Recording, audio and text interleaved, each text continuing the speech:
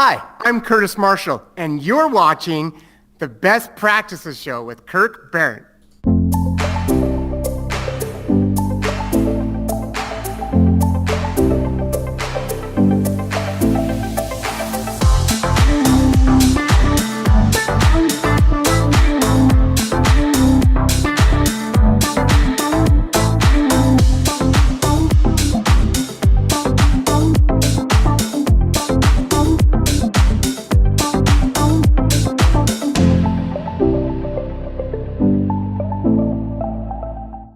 Hey guys, welcome back to the Best Practice Show with Kirk Barrett. So excited to have you here. This is so much fun, and we don't even know what we're doing. We're just making it up, having a great time. And we are adding value to the questions that you guys have all the time, which is how do we improve our practice? How do we make things better? How do we create a better practice and a better life? And a great part of that has been my friend Curtis Marshall from Dental Intel, which we're going to talk about in a second, who's changed the entire game for us as coaches because now we've got incredible data insight that we didn't have previously, and it's laser accurate. It's no different than you being a restorative dentist and you're now entering the digital workflow. The things that we can do now are just blowing our minds, and there's never been a better time to be a dentist than right now, and we're going to get into that in a second. But before we get started, a couple things. We are shooting this live on Facebook, so as you have questions, continue to add them to the feed and ask them away, and you can just add them right here. And while the man is on, I will ask him the questions. So questions that you have, we can just throw them to the man. But and then if you're watching these later on, you continue to have questions, please add them to the feed, and then you guys can you'll see Curtis will be really good at getting back to you and all those kind of things. But my good friend, Curtis Marshall, now you and I have known each other for a while. We've done a couple of these on different elements of the practice and data engineering. You have a little company a big company called Dental Intel. Tell us your story, because we've got a lot of people that sometimes this might be their first effort watching this. We've got some dental students watching this. They might say to themselves, hey, I don't know anything about Dental Intel. Who are you and what is Dental Intel? Thanks, Kirk. And I really love being on here with your show. We've had some really good conversations, things that give me goosebumps, things that almost make me cry and laugh, as always. But ultimately, myself, I love the dental field. In fact, probably the best investment I've ever made in my life is getting cosmetic work done. Right. I even tell my wife that, and she's like, what about getting married? I'm like, close second. But the best investment dentistry changes lives. I love it. My whole family's in it. We have dentists, hygienists, office managers, owners, the whole bit. And what we have found, both in my family and also here at Dental Intel, is that if you focus on two main things, everything else falls into place, and that is patient care and team performance. That's what Dental Intel works on. We want to increase patient care and team performance. And that's what ultimately we talk about every time with you too as well, Kirk, is how to increase those two things. Yeah, absolutely. Now, you guys simplified this. Now, we're going to show everybody how to do this. But you gave me a while back called the profitability formula, and I want you to go through that because when I met you guys for the first time, we had looked over 200 lines of data in dental practices, and then you summarized it in just to a few simple numbers. So take the viewers through this. There's a formula in dentistry, and if you have a pen, you're going to want to write this down because it's really all you need to know about dentistry. And then we're going to show you how this specifically pertains to the second element and in hygiene when we talk about production per visit. So give us the formula. Awesome. Thanks, Kirk. So what we've found over the last 100 years in dentistry, we've been focusing on two, maybe three numbers: production, collections, and new patients. Right? Mm-hmm. Right. That's what we're focusing on. Mm-hmm. Yet, when I look at last month and I produced 100,000, there's nothing I can do to increase that. Right. It's done. Unless you're Marty McFly, you can't change it. Right. So there's what's called a production formula, and I'm going to show our viewers here. Yeah. This production formula, and this is something that we want you to know. This is something we're not charging you for. We're not, Kirk, we're not going to charge your bank account at all for this. This is something that if everyone knows what to improve, patient care will improve nationwide. Right. Right. So the first thing we focus on rather than production is visits, getting more people in the door. That could be new patients. It could be existing patients. Then, like you mentioned, we want to focus on what's called production per visit. How to increase. Here's a few ways to increase those. You can push pause or do whatever you want. Here's a few ways that we can increase production per visit. Mm-hmm.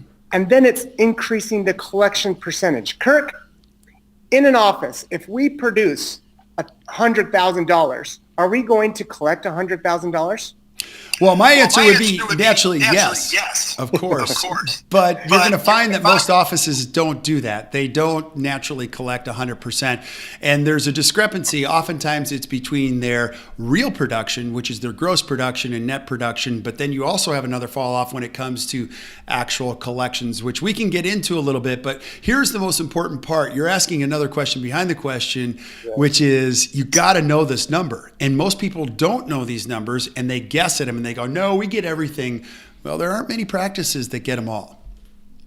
That's the thing, is we want to know what these are. Mm-hmm. And that's the beauty behind Dental Intel, is that it provides you with actionable data. This is where you are today. Right. And then on top of that, I have some algorithms that tell you what to do today specifically. Right. But we're not jumping into that today, but ultimately you must know these things in order to improve.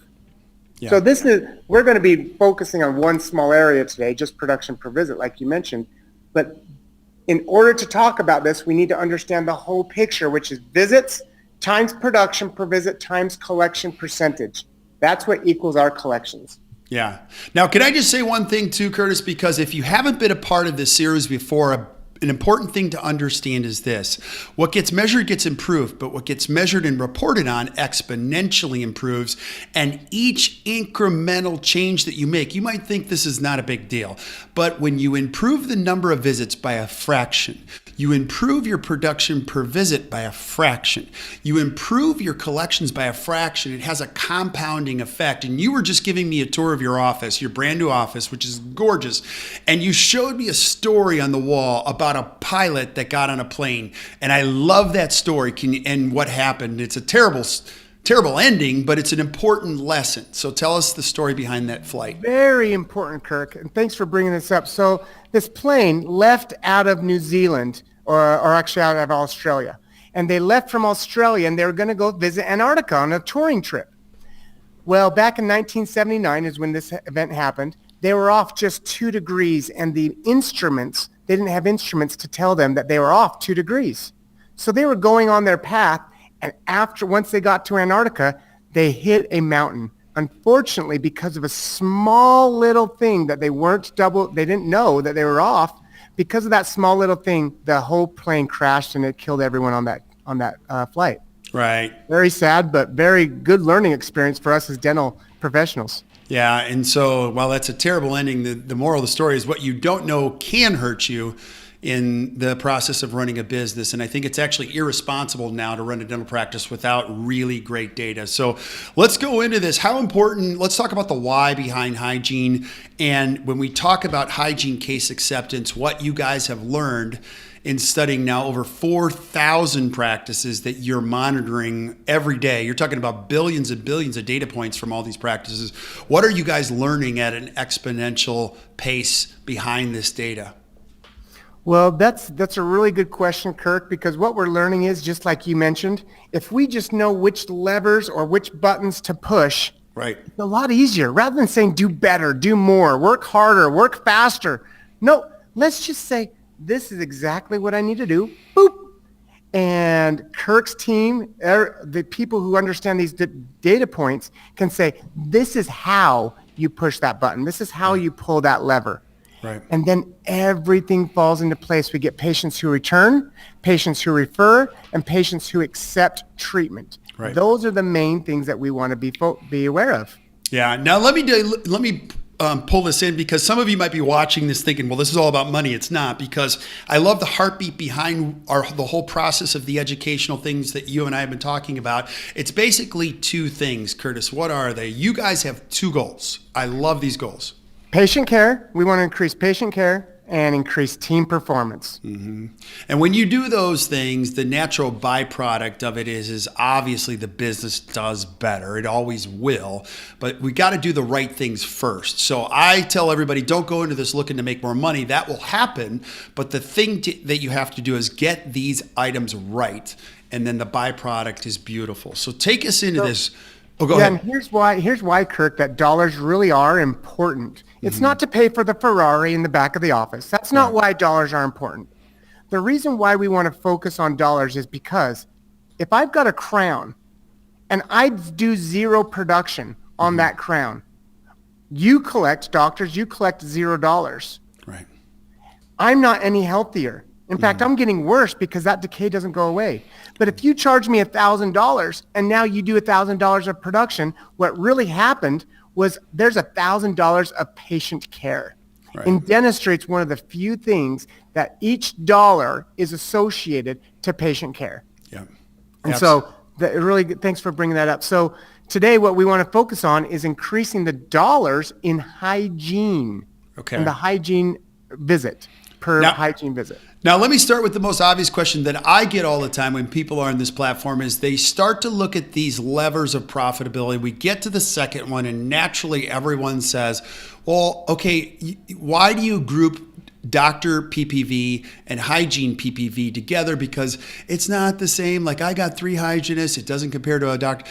What we want to do is take a look at the overall PPV, and an important production per visit. An important piece of this is the hygiene component. Can you just speak to that philosophically? Because that's the question I get. I thought I was just ask you. Yeah, so let's go ahead. I'm going to go ahead and share a dashboard here. Okay. Somebody's numbers. Okay. And what we're seeing here is application window, Mr. Kirk here, share. And what we want to be looking is this one. Okay, so the production per visit, is this what you can see? Can you see this screen here? I see it perfectly. Okay, good. The production per visit, just like you said, this is taking all production and dividing it by all visits, no matter what. By knowing this score, it at least lets us know if there's something to be focusing on or not. What's happening in this office, Kirk? Without even looking at it, is this number increasing or decreasing? Where are we looking at? Production per visit right here. Yeah, so the trend is upward. It's increasing. Now, it may not be where we want it to be. In fact, it's not. Nationwide, an office that does implants, and this office does do implants, should be over 400 production per visit. $400 production per visit. That's the average. So now they know where they are, and they know where they want to be, and we see that we're increasing. That's good, but we're not quite there yet. Okay. There's only 2 types of appointments that produces production. It's either hygiene or restorative. So now that we know that we want to increase this, now we dive into figuring out, all right, which is it? Is it restorative or hygiene? Right. Now, let's do a little definition of what gets attributed towards the hygienist, because this has been an age-old conversation. Like, are you talking about everything, like the doctor exam? And so give us a little perspective on what gets attributed to the PPV and hygiene. So the production per visit, you can look at it one of 2 ways. You can either look at it by provider, or you can look at it as the office as hygiene versus restorative. Now, Kirk, there'd be benefits to both of those, right? If we look at it by provider, we're now seeing, is that specific provider doing the right thing or not, right? Are they improving? Who can improve on? Who needs improvement? We can see that by provider. But if we look at it by the office, what do you think would be a benefit of looking at it as the whole office rather than just per provider?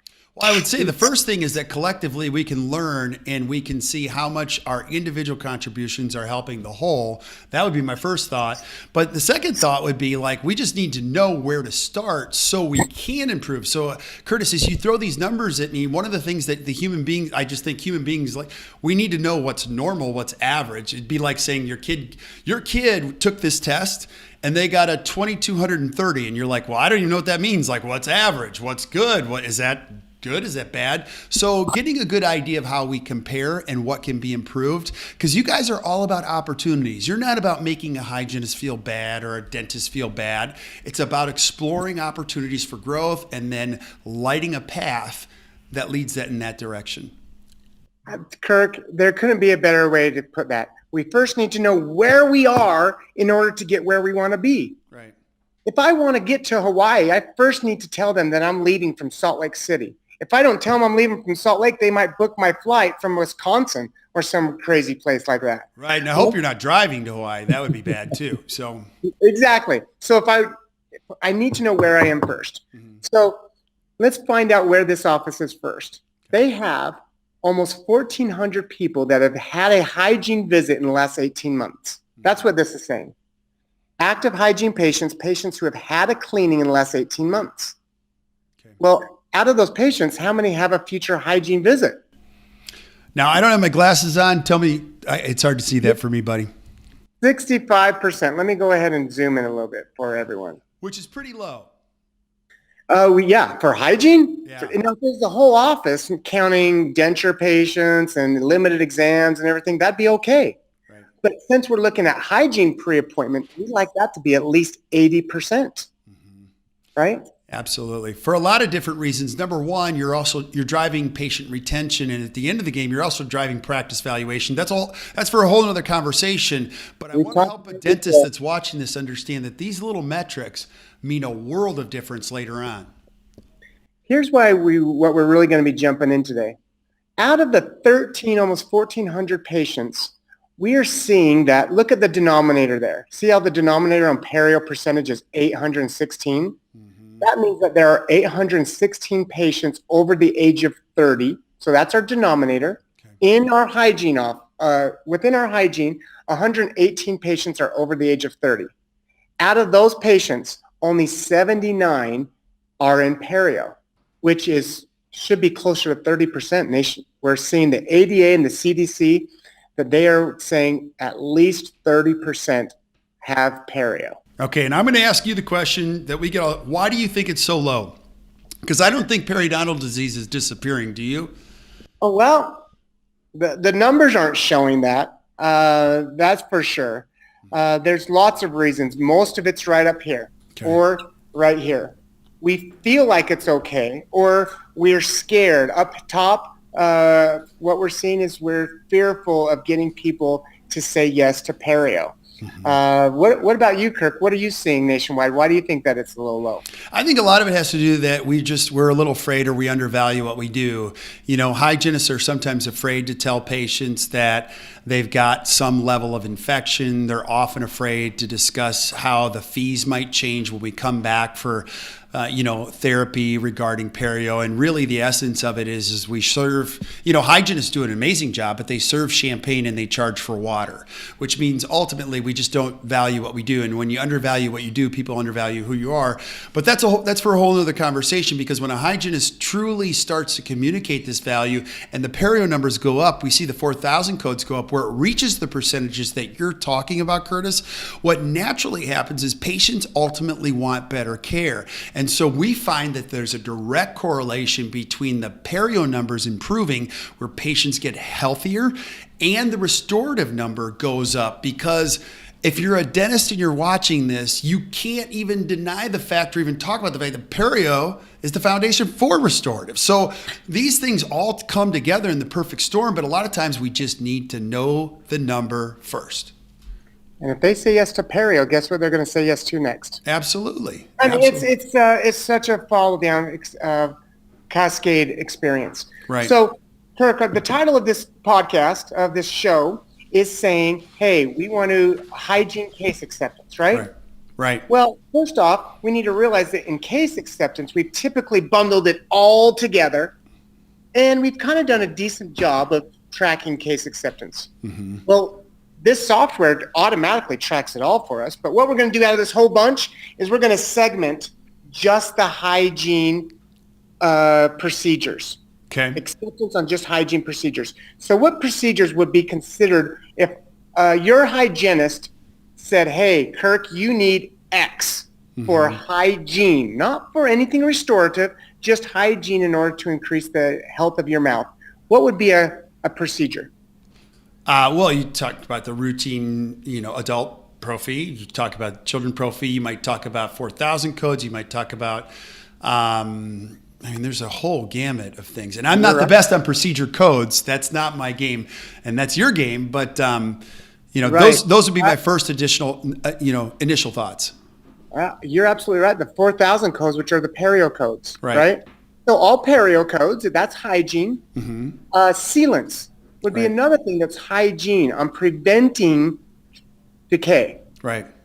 Another one would be fluoride on preventing decay. So out of all these things, perio and really a cleaning, we're not going to count that as case acceptance because that's just what you should be getting. That's somewhere else, right? Mm-hmm. That's like pre-appointment. We just want to get them to come back in. Right. But case acceptance and hygiene, perio, sealants, and fluoride. Okay. Those are the big ones. Okay. So out of that, what we're seeing nationwide is that if you are able to focus on that, then you can increase it. But what's the first step to any case acceptance, whether it's hygiene or restorative? The first step is... Well, first of all, you got to have the discussion. You got to diagnose it, right? Kirk, that's exactly it. And everybody skips it. The first step is diagnostic. So let's go ahead and look at this practice. Right. Now because you're hitting a really hot point for us too, because let's just face it, like everybody gets better, the patient, the office, when you talk about the truth. So this isn't about, suggesting more dentistry or getting people to say yes or hard selling them. We find in the practices we coach, most people want to do the right thing, but they're afraid to talk about the truth. And I think one of the most powerful places you can be as an office is to detach yourself from what you think a patient is going to say, because it's not your job to determine what they say or how they react or if they're going to be overwhelmed by your only commitment is just to be honest, to tell them the truth and tell them what you see and then let them make a decision. Would you agree with that? As a patient, I agree with that. Mm-hmm. As a professional, I agree with that. As an analyst, as a data geek, I definitely, all those things, Kirk, absolutely. Those patients at the public, let's be honest, the public is not, they don't understand dental. Mm-hmm. They brush their teeth and they think that they're good. Right. They only come in when they're hurting. Right. Well, on top of it, we could exacerbate this whole problem by minimizing language where team members and dentists, now nobody watching this podcast would do this, but you say things like, well, it's just a little bleeding or it's just a little bit of infection or it's a little or, and what patients hear is, well, it's not that big of a deal. And the key part is that you're either bleeding or you're not bleeding. Are you a little pregnant or are you pregnant? There's no in between. So I think the important thing is don't undervalue your professional advice, whether it be diagnosis or not. So key here. So Kirk, as far as that first step, this office in a month saw 206 hygiene visits. Okay. How many did they diagnose for a hygiene procedure? This is once again, out of everything that we diagnosed, out of those hygiene procedures. You're going to make me wear my glasses, aren't you? So I got to put it on my glasses so I can hear you. Okay. So again, buddy, it's hard. You're going to have to read those because I'm looking at a couple screens here, so I can't see the number, but 104. 104. Okay. 50% of their patients are diagnosed with sealants, fluoride, or perio. Mm-hmm. Is that good or bad? That's not for me to decide. That's for the hygienist to decide. Right. But I'm going to tell you, it's not great. Well, and I would say this too. I'm going to add one more thing because I completely agree. This is not about being perfect. It's about having a little progress. So this might be where you start, but I'll tell you, everybody feels better. The patients, you, the doctor, when it just gets a little bit better every month, but you got to know the starting point. Absolutely. You need to know where you're at. So This is the first step. After you diagnose, well then guess what? Out of all the people that they present treatment to, 87% of the people accept that treatment. They accept something small or large. So let's look at it as a lottery ticket, right? If I go to the gas station and I pick up a lottery ticket, and every time I pick up a lottery ticket, I win 87% of the time, how many times am I going to buy a lottery ticket? I don't know. I would double down. I'd be going there every payday, I think, because it's a pretty good. Now, wasn't it Wayne Gretzky who said you miss 100% of the shots that you don't take? So just as a function of having the conversation and maybe having more conversations and not even doing anything different because you're already at 87%, I'm thinking, if you got a pitcher that's throwing 87% strikes, just have him pitch more. Yeah, keep him in the game. Why Right. take the pitcher out who's getting a whole bunch of there's just another no-hitter this year. Right. By a guy from the athletic team, right? So he did no-hitter. Why would the manager, what do you think would happen if the manager pulled him on the 8th inning and said, you're doing pretty good, but I'm going to throw somebody else in? Yeah, there would have been a riot. But That's crazy. Yeah. Okay? So, if you're doing well, keep it up. But most importantly, we need to know these numbers. Right. And you guys have taught me those numbers work in conjunction. Individually, they don't do very much. But when you put these two pieces of information together, that's when you get a really good understanding of cause and effect in this particular department in your practice. So let's take it one step further, Kirk. This is where it gets really fun. So I know that 87% of my people accept treatment. Mm-hmm. Well, on average, I'm presenting these patients with $79 per person. That's what I'm diagnosing. Okay. They're accepting only 60% of what I'm showing them. So true, we have really high people are accepting everything, but they're only accepting 60% of the treatment we're diagnosing to them. Right. It's falling down. If we just, like you said, increase one small lever here, we could either increase diagnostic percentage, we could either increase acceptance of people from 87 to 95 if we want, or we could increase the percentage of the dollars that are being accepted. Right. And in true nature of what this whole program is called, which is best practices, if you have multiple hygienists, this is where collaboration really comes in because you're going to have hygienists that are going to have different numbers. And the cool part is you can look at one that's more effective and you can say, what are they doing? DSOs are doing that now through your platform. They're taking a look at best practices from best practices and saying, hey, let's apply this across the board. And so collaboratively, collectively, we all get better. So this isn't about competition. It's about how do we all get better. Because if you don't know where to improve, you can't do it. Right. You simply can't. So, Kirk, in an office that were to see these numbers, right? And let's say they were at a certain number per person. They'd realize, you know what? We are not diagnosing. We're not accepting those things, perio, sealants, and fluoride, right? And we could break it down to each one. Today we're not going to go over that, but we could break it down and say how much sealants, how many fluoride, how many perio. We're just going to stick to hygiene. Right. Okay? If an office were to do that, how quickly do you think that it could improve? I think you'd see dramatic improvement in probably 2 or 3 days, but that would be my guess. Well, let's see. So this is an office that we're going to see month over month what they did. Okay? Every month for the last 3 years, these guys have been right around $80, $90 of hygiene dollars per visit. Mm-hmm. That's where they were at. Right. As soon as they discovered where they were at, when do you think they discovered? Right about there, because that would, you taught me this a couple shows back. The data tells the story. Your job is to interpret the story. So my question would be, what happened between that particular data point and the noticeable improvement? And my guess is they just started paying attention to those numbers. They absolutely did. Okay. All right. So here's where it gets even crazier. So we can increase this instantly by tracking. Okay. Mm-hmm. Unfortunately, in December-ish, the office manager left. She moved away. Okay. So now they stopped tracking these numbers. They stopped tracking the diagnostic and hygiene. They stopped tracking the case acceptance and hygiene. Look what happened. 2017. Wow. Interesting. 2018. Okay. This is not just sad because the doctors aren't getting more money. Right. That's not why I'm sad.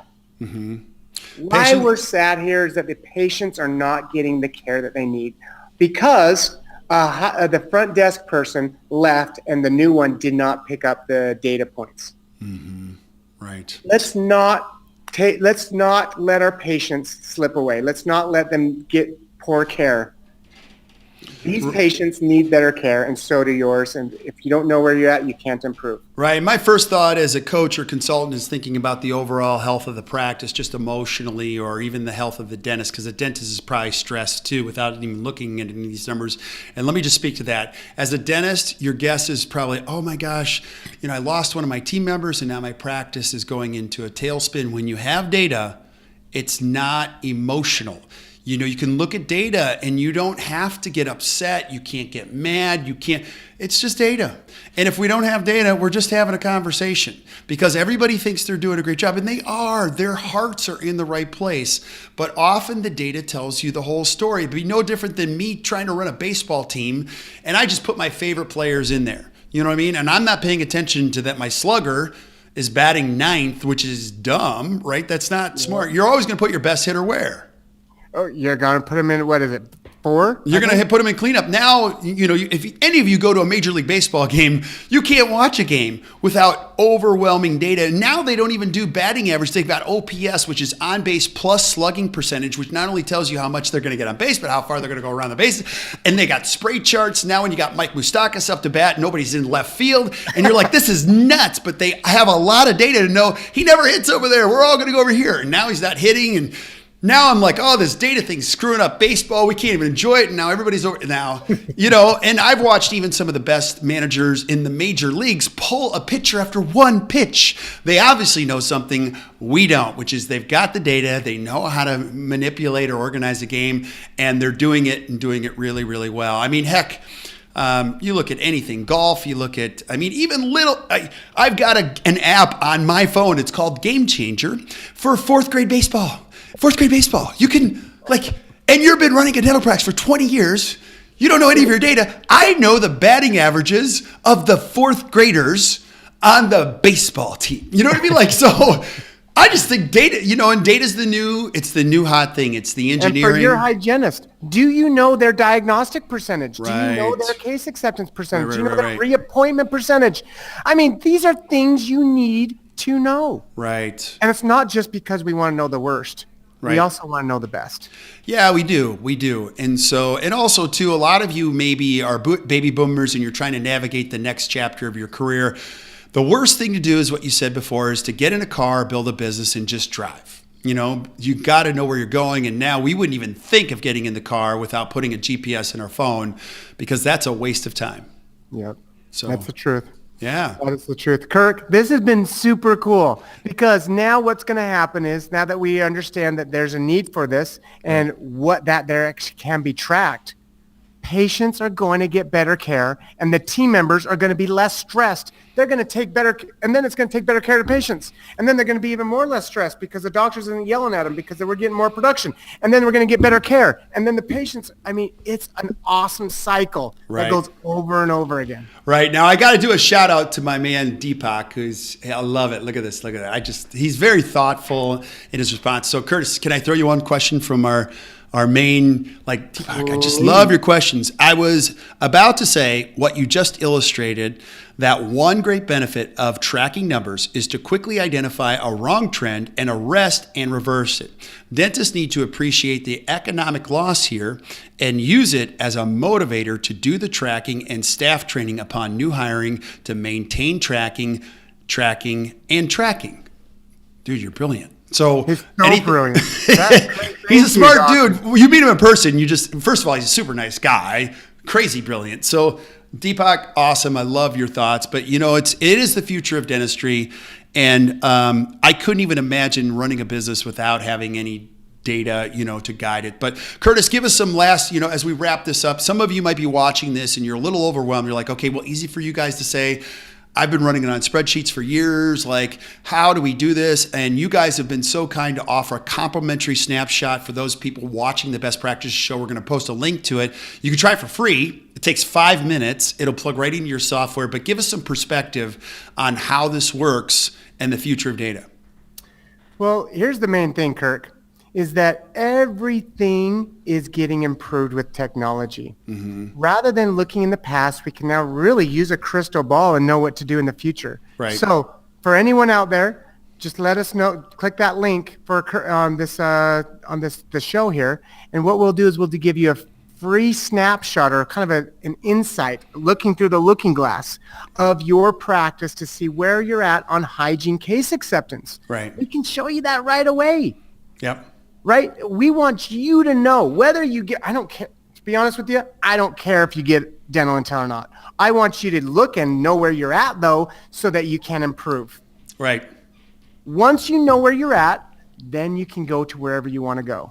So please, if you take up that offer, this is only for Kirk's show here. You get a free snapshot. And what we can do is we'll gather all that data, give you a crystal ball on knowing not only what's happened, but what to do in the future. Yeah, it's awesome. Now, for those of you that are watching the show on Facebook or YouTube, you'll be able to see the link in the show notes, but there's a lot of you, there's over 150,000 of you that have visited iTunes and been up there. If you're listening to this on iTunes, you can go to actdental.com/snapshot, and you can get a free snapshot through that way. Either way, both links take you to the same place. You'll be talking to these guys.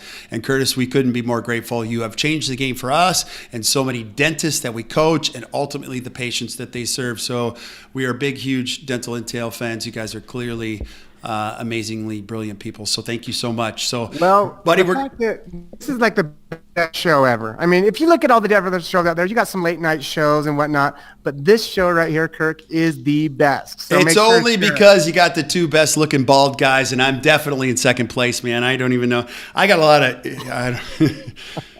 I don't know, buddy. I'm just grateful for our friendship, man. I learn something from you every single time. And so stick around while we say goodbye to everybody else. I know you got to run. You're a busy guy. But for those of you that are watching, thank you so much for watching. Thank you so much for your suggestions. Keep sending them to us, the things that you want to see. We're going to do our best to get them back on. Until we see you next time, keep watching the Best Practices Show. You guys have a great rest of your day. See ya.